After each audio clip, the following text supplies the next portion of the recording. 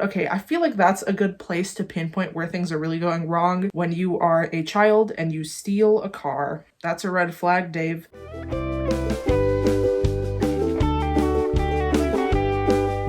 Hey guys, it's Nicole. Welcome to my channel, or welcome back to my channel. If you are new here, don't forget to subscribe for more music related content. I'm mostly a huge Taylor Swift fan, but today I wanted to talk about one of my favorite musical groups, which is Glass Animals. I am so excited that they were nominated for Best New Artist at the Grammys next year, because it has been a long time coming and I'm just very happy to see them succeeding. When Taylor Swift posted a TikTok with one of their songs in it, I was just ready to scream. I was so excited for them. I just think they have such a cool, distinct sound. The vocalist especially. I've talked about their music before and have given recommendations of their songs. One of you guys really liked one that I talked about called Tangerine. In fact, you told me a story about showing it to the guy that you were interested in and he liked it too, and now you guys are dating. So this one is for you, Sammy. I better be invited to the wedding. I just think that there is so much to talk about with Glass Animals, and I wanted to give my thoughts on this album. This is going to be kind of a reaction. I have heard all of these songs at least once, most of them several times. There are just a few that I haven't paid a lot of attention to. This is one of those albums that I feel like it deserves a revisit more than an initial reaction. There's a lot of layers to this album, you know? And I just want to listen to the album all the way through and talk about it today. Disclaimer, I won't be playing the songs in the video for copyright reasons, and also there will be timestamps down below so you can skip around to whichever song you guys want to talk about. So this is one that didn't hook me like initially. However, the lyrical content is something that I looked through after listening to it and was very blown away by. I want to give it another chance. I haven't listened to it in a while. I love the title of the song, and I also love that they named the whole album after this song because I feel like it's a really nice concept. Like, it gives you a place to picture. Okay, this song is actually a lot more interesting than I initially thought. At first I thought it was kind of long and boring, but I don't know why I thought that. So it starts off with the chorus, which is a very literal explanation of a dream, pulling down back streets deep in your head, slipping through dreamland like a tourist, like you're looking at all the things that your subconscious is imagining while you're asleep. And then in the first verse, I like how it immediately kind of pulls you into when you're trying to fall asleep. Like, the first verse is like reality. It's like you're going through all those things that keep you up in the middle of the night, like all the memories that you keep replaying or the things you did wrong. That's incredibly relatable, the kind of stuff that keeps us up that we said like 7 years ago that might be kind of embarrassing that no one even remembers now. I'm still trying to kind of understand the meaning of these lyrics. I think the second verse is probably the strongest part of the song. It seems kind of like a critique of the way we're growing up with the internet, I guess, like maybe today's generation. This album has a lot of like 80s and 90s nostalgia, though it could be a critique of generations, possibly. I feel like there's a lot of concepts here. The most stunning line, though, that we can't ignore here is the line, "He had a gun on the first day of high school." I did not think it was going to take that turn. I remember hearing that the first time I heard this song, and that was like the one thing that really stuck out to me, and I was like, wow. And the way he sings it is really powerful. You want girls dressed in drag, you want boys with guitars. That comes almost immediately after, and I'm a little bit lost on that. You want something bizarre, old conceptual cars. He says all of this so fast, and it's a really nice climax of the song, I guess, because otherwise this is a very mellow song. It feels like a lullaby almost, but there's a lot of chaos going on lyrically, I think. The very last line is, "Oh, it's 2020, so it's time to change that, so you go make an album and call it Dreamland." I love an opening track that sets up the complete atmosphere and just really gives you an introduction for what's to come. I am very open to other people's interpretations, especially as I don't have a solid one of my own yet, but I like it, and this is a song that grew on me for sure. Such a pretty instrumental too. Also, towards the end, I heard this weird sound in my headphones that was like this strange buzz. I feel like this is some kind of reference to some sort of electronic from the 80s or 90s. I was born in 98, so this was a little bit before my time. But there's a buzzing sound that almost sounds a little bit out of the key that they're in. That could be a whole other reference to something else that I'm just missing. But at the same time, that's what I love about Glass Animals. It's like I could pull so many interpretations of my own out of the song, and there are still so many things that I could uncover months later, or that someone else could see that I don't. This is one of my favorites. I love this song so much. When I first heard it with my boyfriend, he was almost a little bit irritated by the like trap influences. I do like when artists kind of incorporate that sound. It's not that I notice it, it's just that other people tell me, oh yeah, that's what that is, and I like songs that do that, I guess. I'm not even completely sure what the genre is, if I'm being 100% honest with you. I just love what they're doing with this song. It sounds almost like a Drake song, but like ethical. Can I say that? This one is so groovy. Don't even get me started on Tangerine. Is that a synthesizer? What is that initial instrument? And then the bass comes in. Oh my god. The child laugh sample. As cold as an old ice cream sandwich, as focused as Mr. Miyagi. I love so much when lyricists create a line that you swear to God has never been said before. Like, who has put those words together in that way? And to open with that line, that is so smart. I also am so in love with the very tight, interesting harmonies. I'm obsessed with them. They sound so fun to record and sing. There are so many things I'm in love with about this song. So overall meaning, what I'm getting from this is he's singing it to someone who he used to know very closely, maybe who he was childhood friends with, and they become someone who like sells out, I guess, or becomes like too concerned with what people think. He says this all through such strong visuals, and it makes me want to cry. This past year, of course, there's been a lot of good music coming out, but there's also been stuff that has just very shallow lyrics, and I sit here and I react to them for you guys, and I'm like, I mean, yeah, it sounds cool, but like, I don't see anything. I don't feel goosebumps with like nice descriptive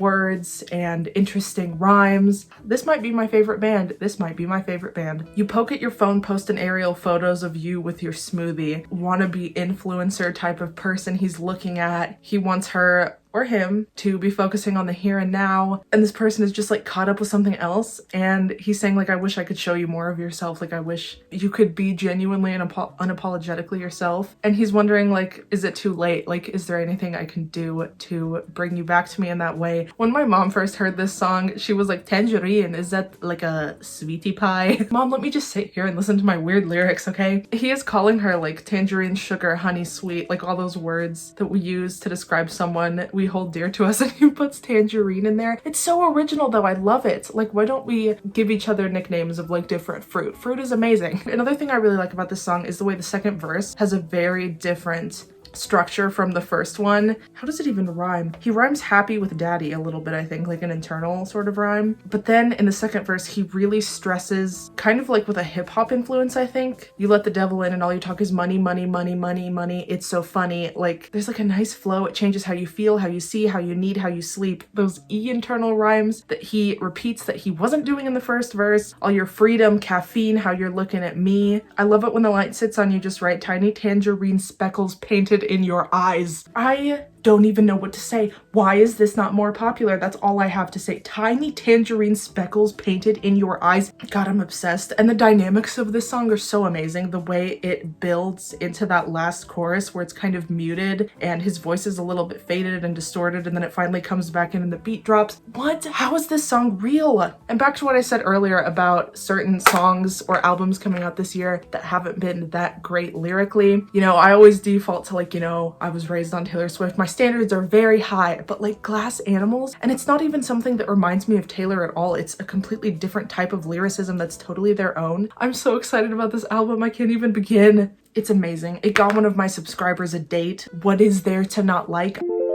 This is kind of a little interlude, I guess. The whole interlude is just a home video that's 7 seconds long where somebody says, what is the date today? 27th of May, 1994. Is it supposed to like submerge us in that atmosphere? I mean, of course, I skip all of the little interludes. Does that make me a fake fan? I don't care.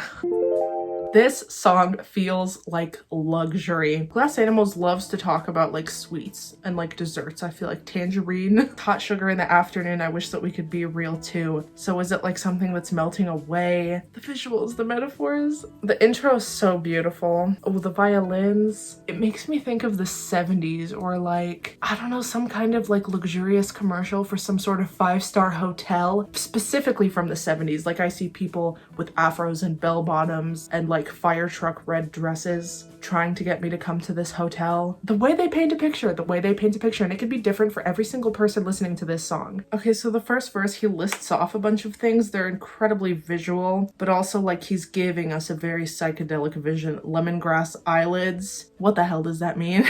Supposedly long black tulips is a reference to the field of flowers that drugged Dorothy in The Wizard of Oz. I don't remember Dorothy getting drugged.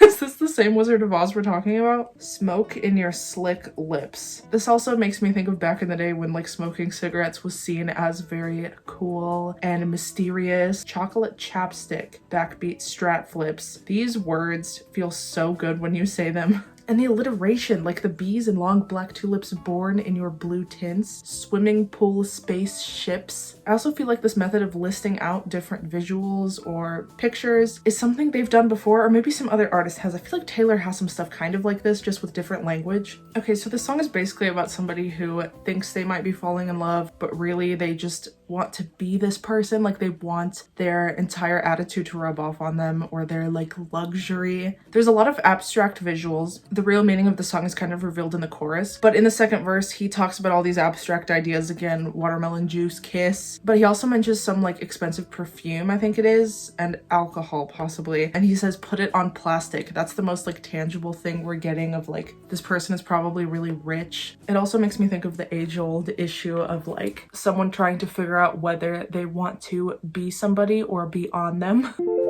This is another one that I think is just here to set the tone and the environment kind of. This one ends in a weird way that the other one didn't. It like cuts off the woman who I think is his mom talking to him, and she has like this weird ominous echo. Is this supposed to be a more turbulent part of the album? Is that what that means? I did not know what Space Ghost Coast to Coast was. My boyfriend had to tell me it was a TV show that was around in like, I don't even know. I mean, if he watched it growing up, it had to have been around in the early 2000s. I don't know what it means though. Let's figure it out. Oh shit. Oh no. Oh god, is this about what I think it is? No, I can't do this. I was grooving to this song for months. I'm afraid this is about that guy who brought a gun to school on the first day. Okay, the first verse, the way it starts: I said to you, why did you do it? Touch the glass, I'll feel you through it. Against the wall with the bracelets on. You look bizarre in the apricot. I did not realize what he was talking about. This is about his friend who was caught like with the gun at school and wasn't able to hurt anybody, but obviously there are repercussions for that. Oh my god, the visual of this. This is what I mean when I just want someone to like have better lyrics. He doesn't like spoon feed it to us. He shows us what he sees like in the moment. He just throws us in the situation. There's not like a whole lot of backstory and preface and oh, they have to explain every single freaking thing. I said to you, why did you do it? He touches the glass and like sees him against the wall with the bracelets on, like handcuffs. You look bizarre in the apricot. Saying apricot instead of like orange prison jumpsuit. Okay, as I said, I was really vibing to this song for a while, not even knowing what it was. This brings new meaning to the chorus. Fuck that shit, now I go my way and you go yours. He's like done with him. He's disappointed, but he grieves the friendship they once had. This is insane. God, this is such a critique on like the politics behind it too. He's asking the questions that people typically ask of why these sort of things happen. Playing too much of that GTA, like it's video games, it's like violent lyrics. That's what's causing this, but nobody asks the real questions. And he does that in the third verse and asks, were you bored of gender norms, of being alone, no mama home, a bad divorce, or sad we can't afford the clothes our heroes own? Like, is it poverty making you upset? Is it the patriarchy? Is it the way you grew up and your home life? He's asking all these questions. He watched him grow up and he wonders where it went wrong. Okay, then he mentions, remember when you stole your mom's old Geo Metro, a car? You wore her old bathrobe, too small to see the road. The descriptions, I see this all in my head. But okay, I feel like that's a good place to pinpoint where things are really going wrong when you are a child and you steal a car. That's a red flag, Dave. Got in the bridge, he's like, we were just two Texas toddlers. How did this go so wrong? I heard you were looking up the cookbook names. I didn't know what that meant up until now. I guess that's like making a hit list cut into the back of your bedroom door frame. Gotta say, I'm pretty glad they caught you, man. Damn, oh my god. I guess he mentions a video game that the Columbine shooters mentioned, and it sounds like such bumpy music. This is poetry. Also, I was right, that home movie BTX was shifting to a much darker tone. That's why it had that ominous echo. My god, Glass Animals, you've done it again. I've listened to this quite a few times. I don't think it's my favorite. I think the intro is a little annoying musically. I don't know, I just don't groove with it too much. His voice in the verse kills me. Disco Dust. That's a new one for such a substance. I like that they create like their own language. He pronounces tequila like tequila. I do like the build of the chorus when it's like, ooh, now you're letting go. Is Wavy Davy his like under the influence alter ego? I'm kind of obsessed with that. I really like the brass. Tuba, and then that beat drops, that's really nice. Okay, I can definitely appreciate certain things about this song. I don't really start to like it until like halfway through. I really like that rap part. I say that as if I have any kind of expertise on what makes a rap good. It sounds nice though. I like the way his voice sounds. I don't really know what he's talking about. He spent a lot of money on his teeth. Same boy. Diamonds aquatic feel like a trout on my wrist. A trout on your wrist. I'm back on my bullshit. I can relate. You know, I mean, I think this is just like about drugs and your alter ego, but he sings about it in the third person. I don't know, maybe it came to him in a dream, his like alter ego, Wavy Davy. That's kind of cool. Not my favorite, but there are definitely things I can appreciate about this.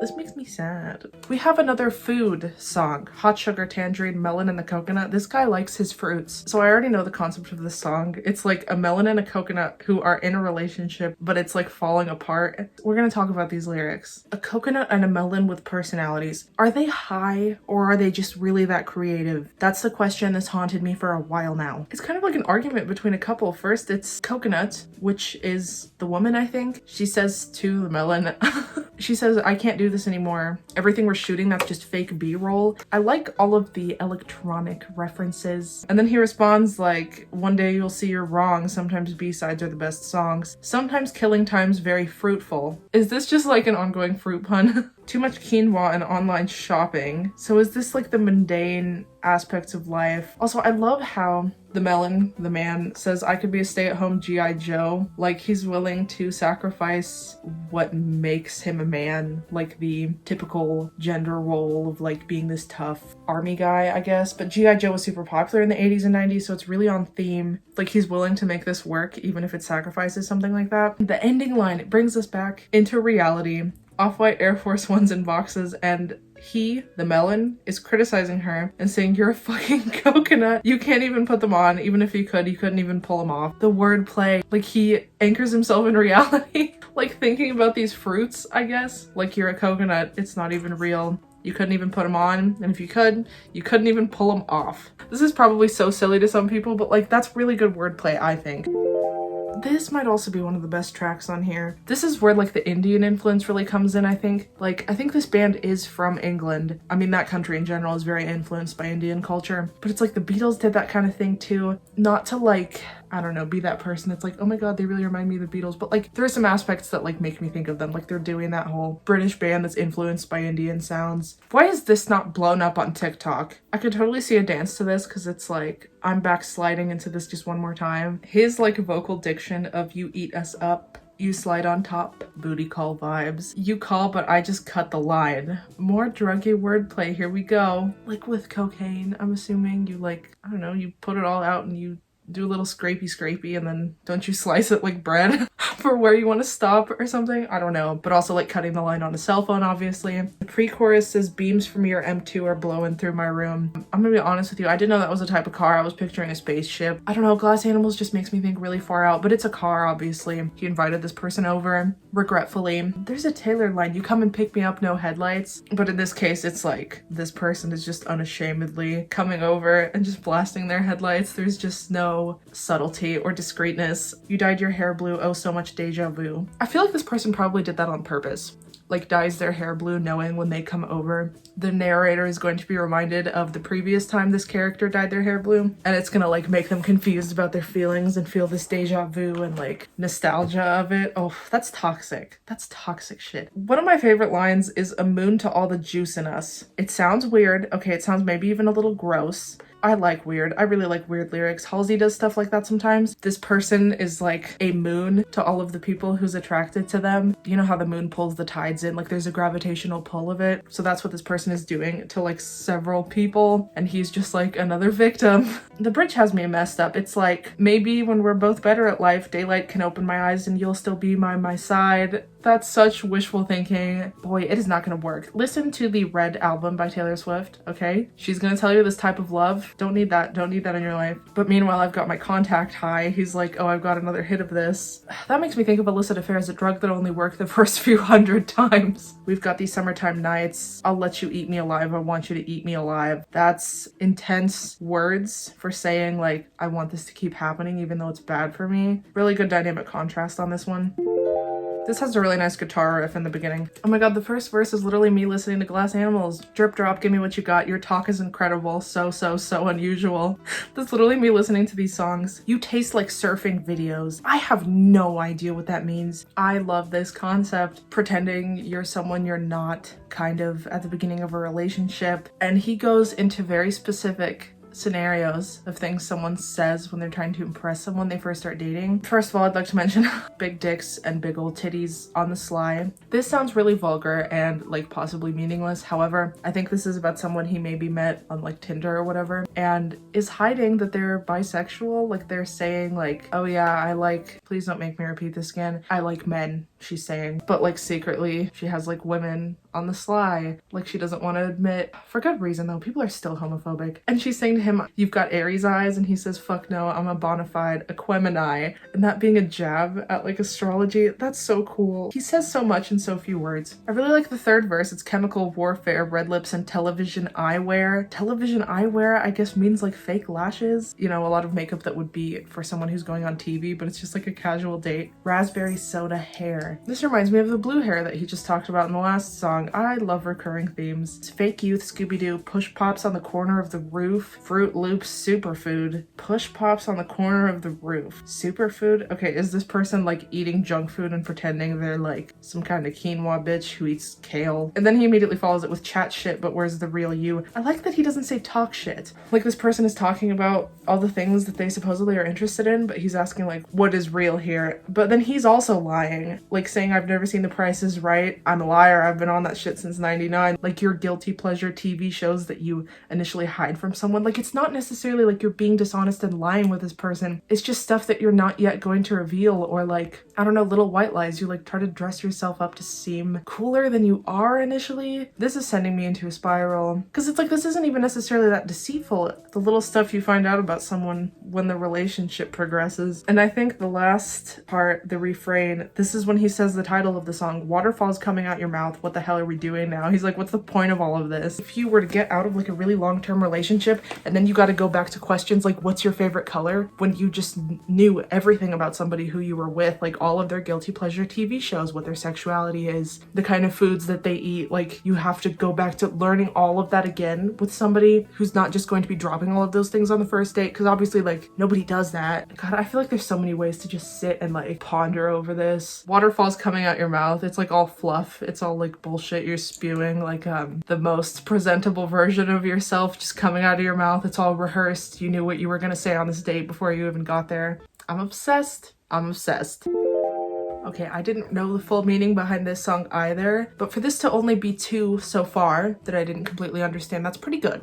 Okay, so it's called It's Also Incredibly Loud, and I knew just based on listening to it, like it obviously becomes louder and louder as the song goes on. I love that, first of all. It's so interesting to listen to. Highly recommend listening to it in the car, by the way. I'm just gonna read to you their little quote in their pinned comment. This entire song is about only 3 seconds of life. I think most people have been in a position where they have to say something to someone that they know is going to devastate them and change their life forever. It's about the silence between those words leaving your mouth and their reaction as those words register and the full weight rolls over them. Until they say something back, it's probably the most deafening thing I've ever experienced. The video is meant to be a physical representation of the build-up before that, and then the sudden explosion of quiet that seems to last forever. And the song, it gets louder and louder and louder, and then it's just like quiet at the end with like a little bit of drums. The lyrics are so good too. It starts off with, I break it by God, your face. That's a really interesting way to put that you're breaking something to someone. 2 eyes ballooning, like this person is in shock. Their eyes are getting bigger. The visuals, the visuals. Another standout line, water from your broken iris fell toward the floor. Other people are literally out here just saying you cried. Water from your broken iris fell toward the floor. Whispers would deafen me now is a huge line that's repeated throughout the chorus. You don't make a sound, heartbreak was never so loud. This is so deep, and it's so, like, it's such a simple concept that everybody experiences, and he doesn't go into detail of what the situation is. He says it's about, like, something you know is going to hurt somebody, something they'll never forgive you for, and will probably make them hate you. He started with a particular moment in mind, but then he just started thinking back on all the times he's been kind of awful to someone. It's quite abstract compared to the rest of the songs on the record because I wanted it to apply to a lot of situations. Okay, yes, it's very relatable. Everybody has something they can think back on. A lot of people are talking about when they broke the news that someone had died. I mean, that's not something that they wouldn't forgive you for. for unless you killed them. Someone else is talking about when they came out to their parents. An act of betrayal also. I love that it's so specific and has such good deep lyrics that are like unusual and very original, but at the same time he's not being specific with what exactly it's about. We don't know what he went through, we just know those 3 seconds. Like, we're thrown into the situation right after he says those words. We don't even know what those words are, but it's like we're in that 3 seconds of silence and that's it.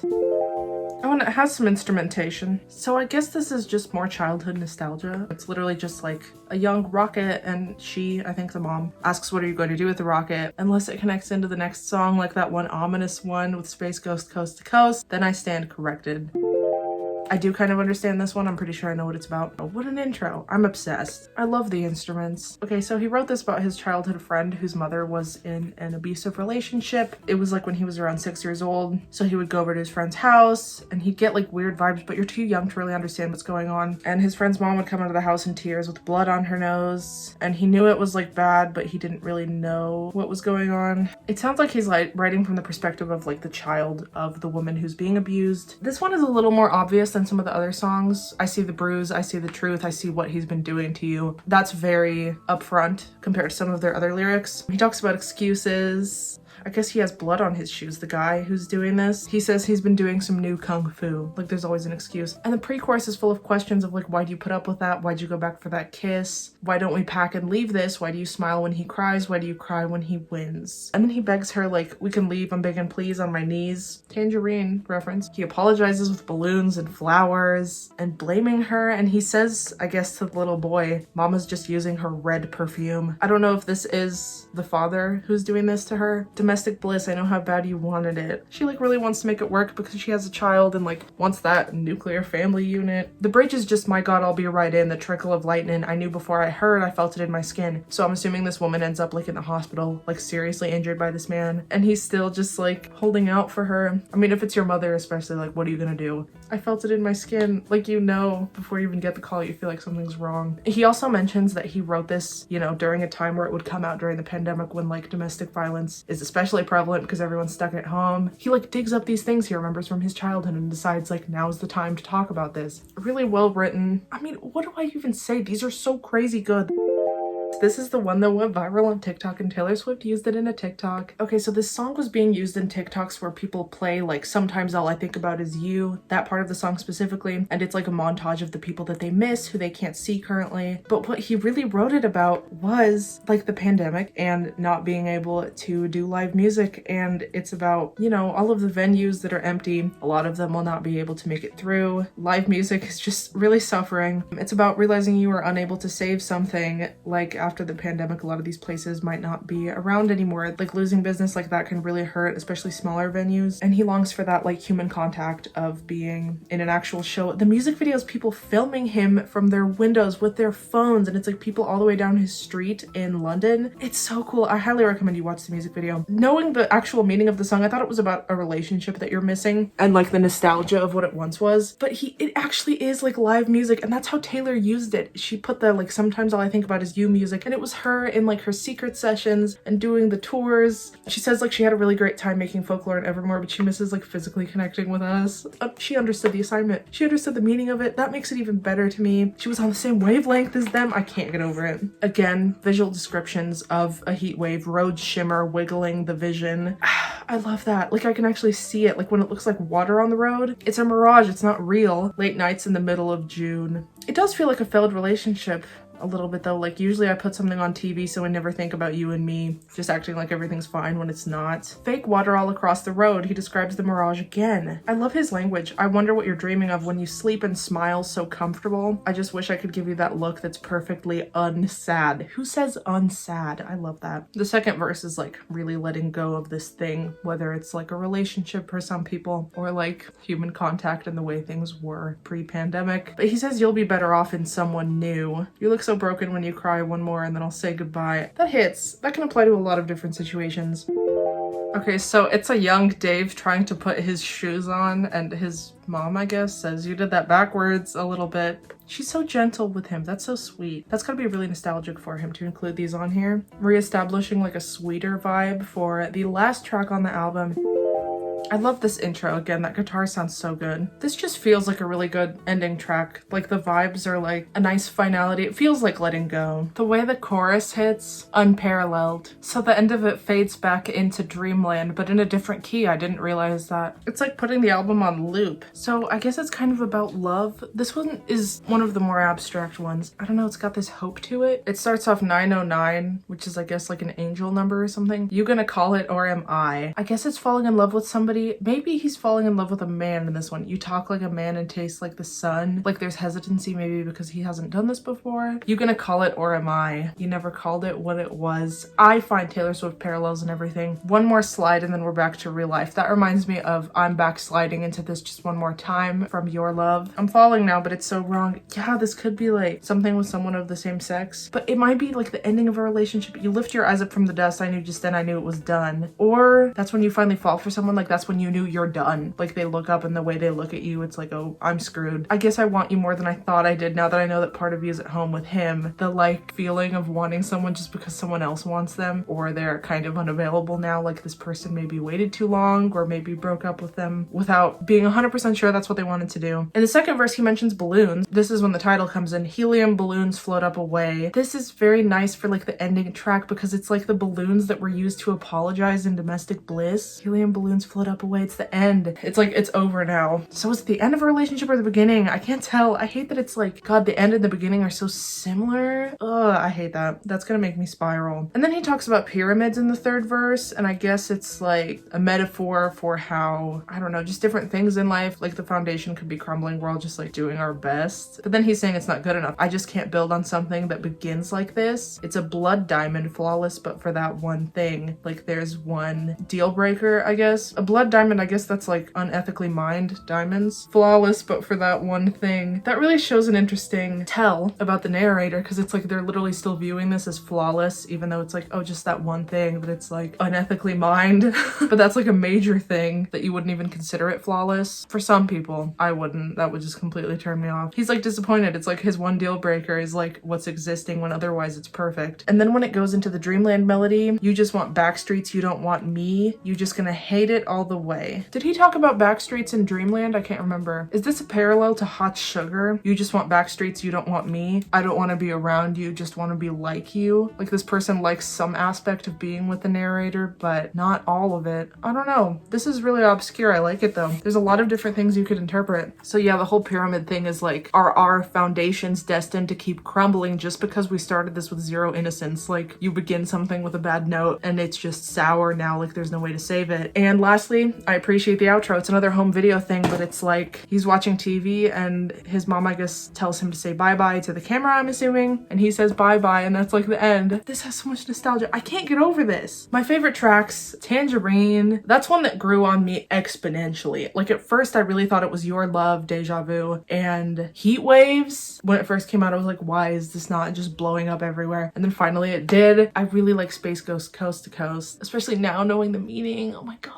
Domestic Bliss is also really good. It's also incredibly loud. I don't dislike any of these. The one I like the least might be Tokyo Drifting, just because it's a little bit unsettling in the beginning. The lyrical content, I don't know, there might be something that's going over my head, but otherwise I think it's just kind of like a drug alter ego, which is fine. None of these are skips though, for sure, unless it's like one of the little home movie interlude things. I love this. I don't know if I can say if this is their best album or not, because I really loved How to Be a Human Being, so I can't decide. But this is also amazing. What I loved about How to Be a Human Being was it was like a concept of different people telling each story. I love stuff like that. And Agnes, Youth, Life Itself is probably their best song straight up. All those are like, there are some really strong ones on that one. How to Be a Human Being has so much nostalgia for me and the sounds are so nice, but like, so is it with this one? I don't know. The second I heard these songs for the first time, I already had nostalgia for them. How do they do it? Usually nostalgia is something that has to grow for me with a song. They just keep getting better and better and so much more interesting with time. Let me know down below if you have a favorite track on here. I want to see if we have similar tastes. I mean, you're gonna be right no matter what you say because they're all so good. Give this video a thumbs up if you enjoyed it, and I will see you all soon, and I hope you have an amazing day. Bye guys.